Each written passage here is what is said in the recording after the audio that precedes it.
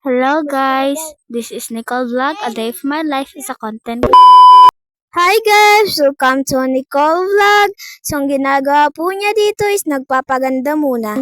So, ang gagawin po natin mamaya, titingnan muna natin, magpapaganda muna siya be.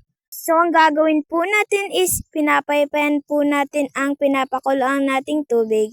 So, para po siya ay makaladkad na, para malagay ko na po siya sa thermos.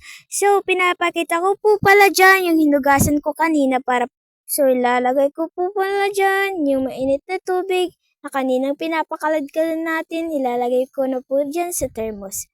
So, kinuha ko po yung take para po malagay na natin yung ating pinakuloang tubig kanina. So, ilalagay po na natin.